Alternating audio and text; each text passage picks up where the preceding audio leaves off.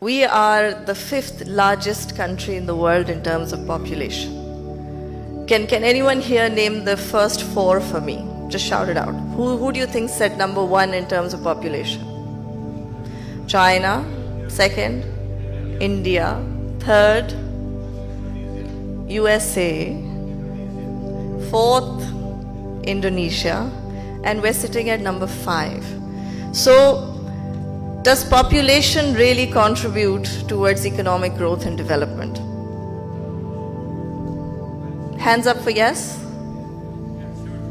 It should. So how much do you think these top 5 countries in terms of population contribute to world GDP?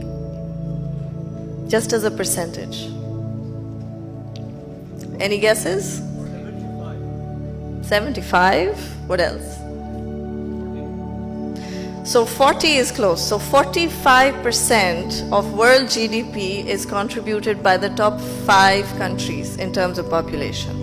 When we pick up the top 10 in terms of population, that's almost 60% of world GDP. So clearly there's something here. But what do you think Pakistan's contribution is to world GDP?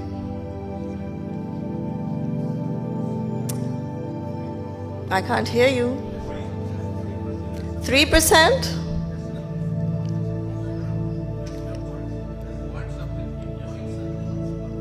It's actually less than 0.4%. So let's think about that for a minute, right? The top 10 countries in the world in terms of population are contributing almost 60% of world GDP. We are at 0.4. What's happened?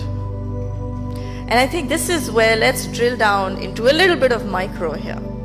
Our labor force is about 70 million people. We talk about young labor force, we talk, we have 150 million people below the age of 30, but truly, how productive are they?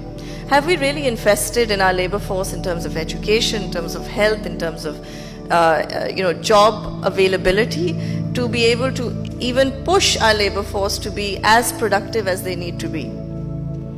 And the second question we should ask ourselves is, what's the composition of our labor force? And I don't say this simply because I'm the only woman on this panel, is we have less than 20% of women represented in the entire labor force. So how on earth are 40-50 million productive people meant to raise the welfare of 220 million people?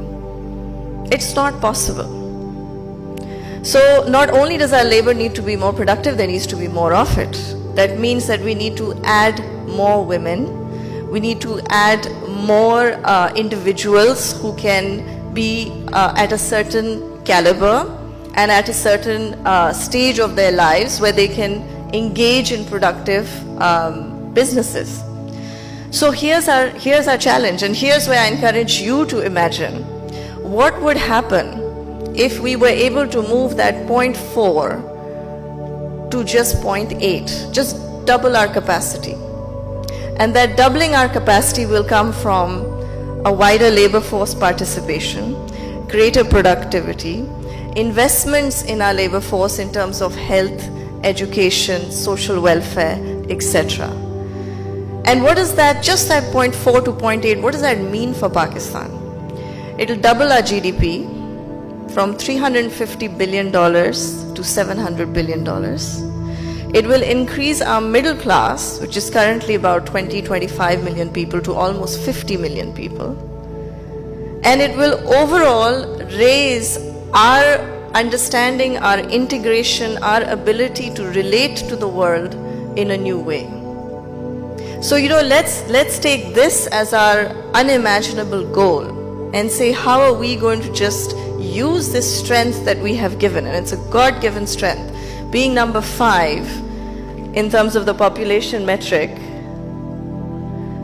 and say how can we double our own ability by investing in our own people. And I think that's the thought I'd like to leave you here with today, because ultimately any policy that we take on has to address this issue. And if it doesn't, then that 0.4 goes to 0.3, goes to 0.2, and effectively, despite being the 5th largest country in the world, we become slowly more irrelevant.